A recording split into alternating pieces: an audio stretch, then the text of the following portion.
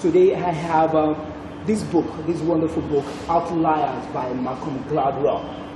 Kay, who happens to be a wonderful friend, my great friend, gave me a copy of these books last year, and I didn't open the e-version of this book until I got the hard copy of the book, and I read it.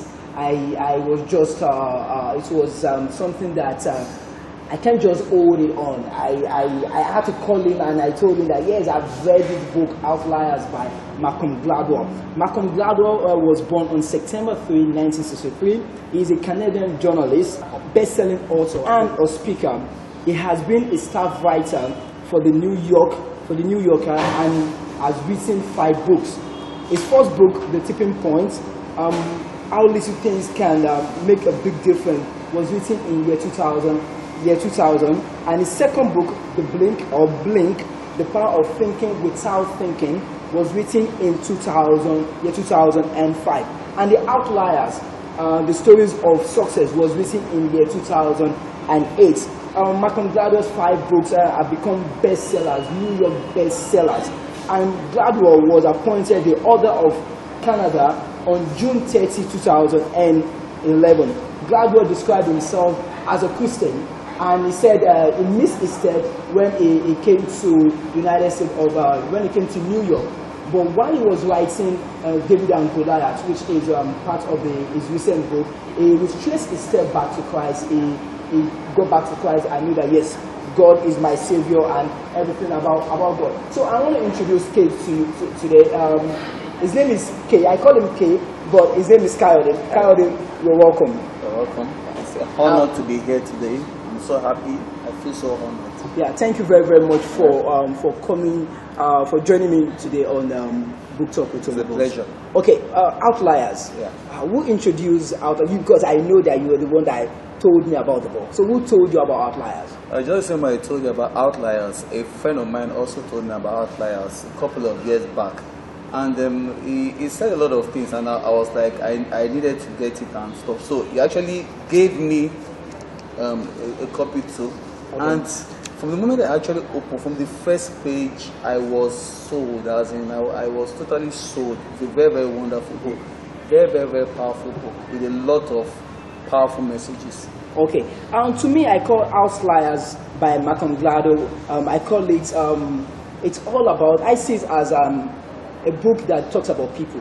Yeah. I see Outliers in the book that I see that talks about facts, that talks about history, yeah, that talks about success, that talks about failures, okay, that talks about people who became successful, okay, out of nothing. Yeah. People who that society might just have written them off the, yeah, success list, and yeah, just because they got some things right, they, yeah, became successful.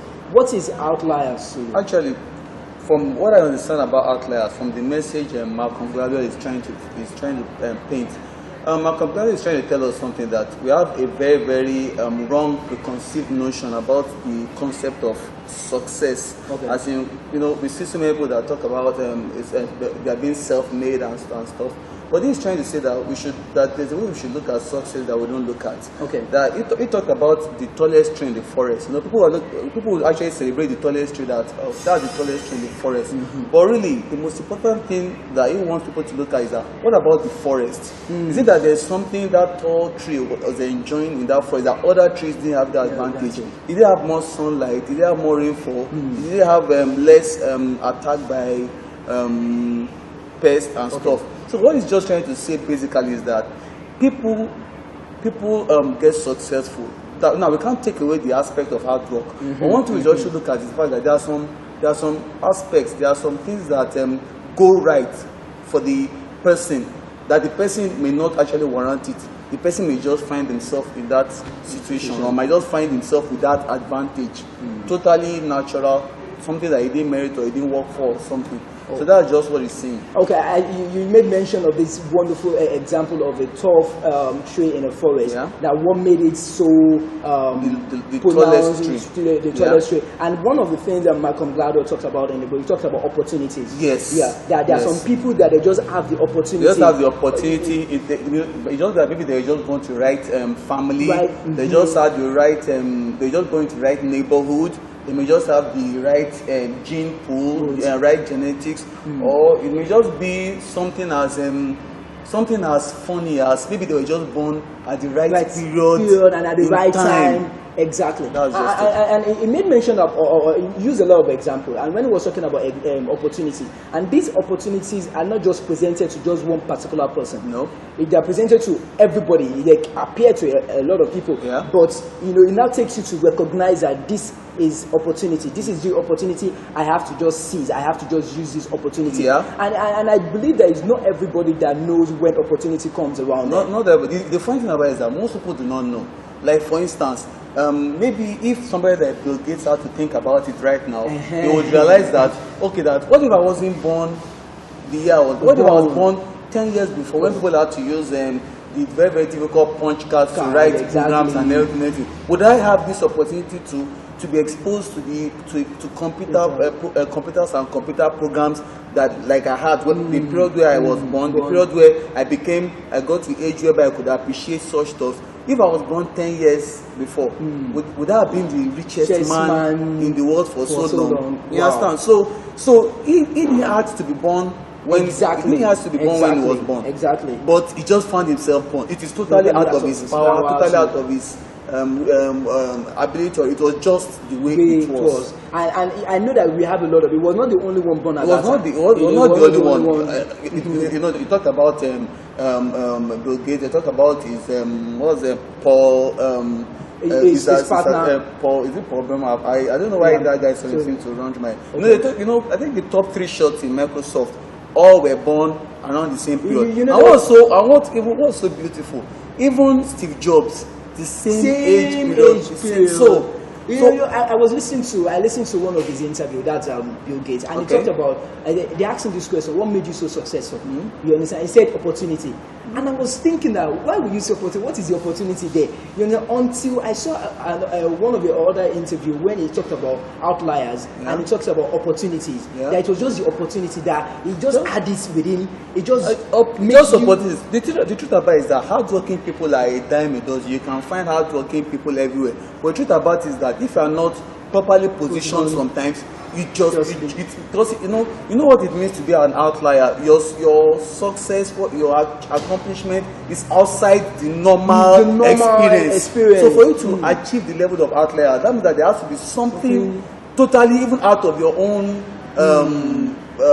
sphere of influence, something that you yourself just can't explain. It just happens. Bam. Okay. He also talked about talent, gifts. Yeah, very important. I think he played down on talent and gifts. Yeah. You understand? Because I saw a lot of people who are so talented in this book. You understand? He made mention of Chris. There's a guy called Chris. He made mention of Chris who happens to be a genius. Okay. And Chris Lagan, because Chris was not in the right environment, it could not wasn't born into a family that would actually nurture that gift in him, because it's not just about being the gift or talent. Normally, when you are at a genius level intellect, you should have the necessary raw material to become an outlier. It is just like an advantage. Don't you think Mark Gladwell played down really and made talent and gift not important? No, I don't know. I won't say he played it down. I won't say he played it down, but I will say he acknowledged the fact, but he's just saying that it is nearly not enough. That he's trying to say that it is better you work hard at something. That if you work hard at something, there's a greater chance that you would actually excel. That the more, in fact, let's say he put more premium on hard work over natural talent. Because if you don't work hard at it, talking about the 10,000. Exactly, we're going to get there. We're going to get there. Okay, we have the style. Let's talk about the style. I told you, and I've been telling a lot of people that Outlier is just the only book I have read that I will just be on the main road and I will still be reading because it's so captivating. Yeah, it's very, very captivating. I don't know, maybe it's because as a journalist, you understand, he made use of investigative journalism. You understand? To the research was so was on point. point. And it didn't make, the people he used that we all know about, they were not people that, they were people from that, the sky or something, just conjure them from exactly. He space made a solid research, and when he was talking about the Canadian, this hockey team in Canada, hockey team in Canada, and he made detailed analysis, and he was explaining everything about him. I love the style of the writing. That was beautiful. That was actually what caught me as in. Well, maybe when I read Outlier was I think that was the second book that I read actually. Okay. I know you have blame. I know you have taken point. I'm a Gladwell writing fan. The first I actually read was big. So from the research, I kind of knew what to expect. But even then I was blown away. I was like, wow! I was like, this makes a lot of sense and everything. You understand? Wow. It was journalism at its best. This is a lot of hard work. Did you know that he studied history in school? No, you put it to good use. Exactly. I was like, okay, that is the reason why I know. You put it to very good use. Okay, and the book is divided into two parts. Okay. We have the opportunity. It has chapter 1 to I think chapter 6. Okay. And we have where we have the legacy. Yeah. Okay. I personally, I don't know. I love the trouble with juniors part 1, part 2. Okay. I love that chapter so much. No, yeah, not very fair because we just learned it if you had like a genius level like. You know that kind of thing. Like, we can't be fair for people to be like. How can you say somebody taught himself to read when he was 3 years old? That's not fair now. You understand? So to me, I love that chapter. I love the trouble with juniors, chapter 1, part 1, part 2, and I love the 10,000 hours. That was powerful. That was very powerful. When I was in the NIJ, that was one thing that caught. I had this guy who is the only guy in the NIJ that has this book. Okay. And everybody were just on that book. The serious guys were on that book. The unserious guys were on that book. They said they want to read it 10,000 hours. What is it about 10,000 hours? Okay. And I know you read it. I felt that okay. Funny enough, I've not read that book. That's 10,000 hours. No, the chapter. I ate it up, man. Because I watched one of his interviews and he said there's something about 10, the number 10. There's something special about number 10. You understand? If you want to check everybody who have been successful, they started 10 years ago.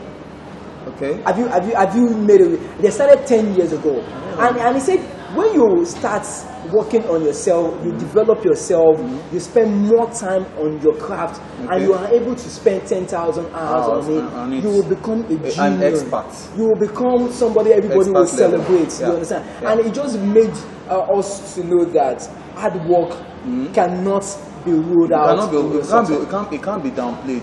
Because the truth about it is that even though people like Bill Gates didn't know then, they actually abided by that road, the 10,000 true. When they talked about going to all those where they work, where the opportunities, where they work someplace where they had enough time to work on programming in school, when they could take time just when the computer revolution was starting, and they were spending hours, nights, and everything. Exactly. So when you get to find out at the end of the day, from 1 a.m. to 6 a.m. every day, and building before 6-7 years, you are already on 10,000 hours. 7 years, I think 7 years.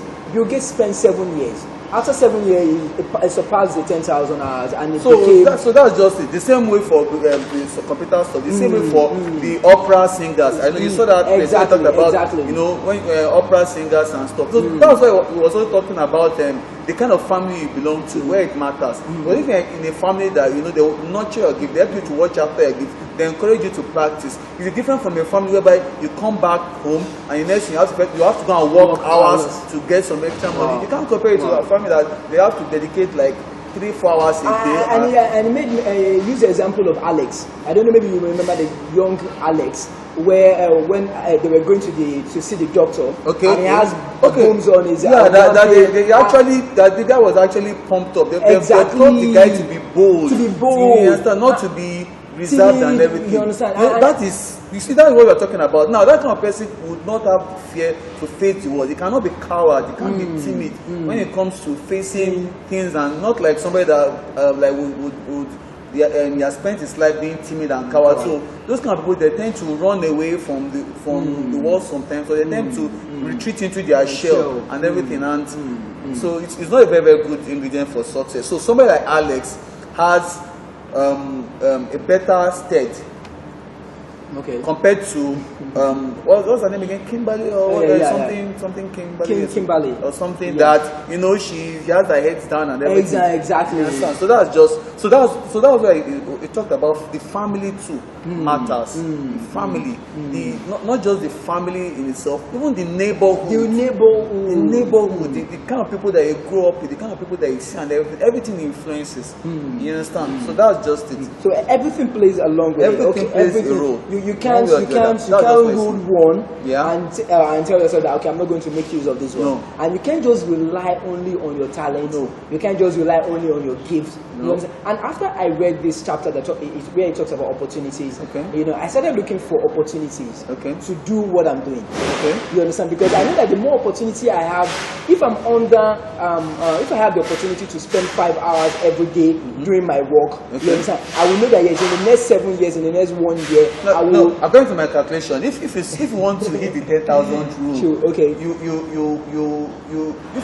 if you spend like 6-7 years, 6-7 hours in a day, it might take you 8 years. Seriously. So you really have to really calculate it, really figure it out. Like how many years will it take? How long do I want to take to achieve my 10,000 hours to become an expert in a particular field? You understand? So you now have to look at you now have to do this normal mathematics. How many hours do you have in there? How many days you have that alone will not, when you know that, it will not give you, you'll be able to work for the future.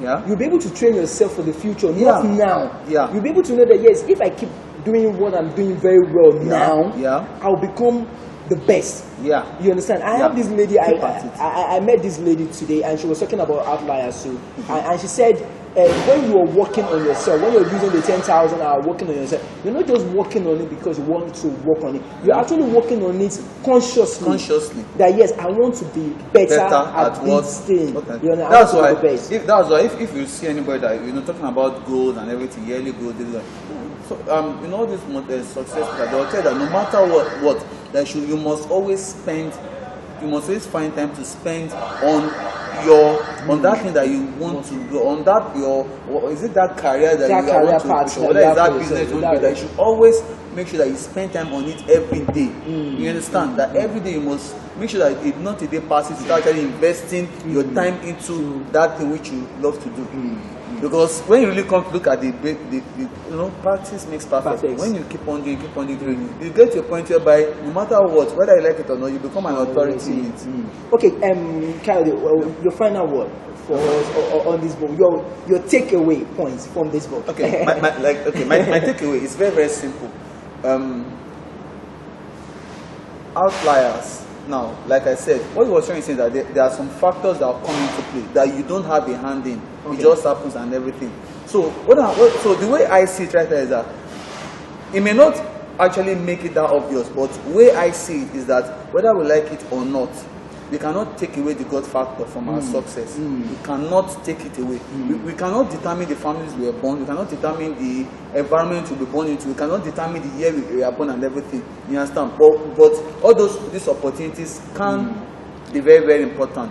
So if I'm hardworking, I get everything I'm supposed to get right. You understand? Okay. Even if I'm not born into the right family or by my own estimation, I'm not born at the right time. I'm not born at the right place and everything. But I know that if I hold on to God, He is the source of all opportunities, the source of all ideas and everything. I know that is the biggest advantage that I can get. That is one of the biggest way to becoming an outlier in whatever field that you get.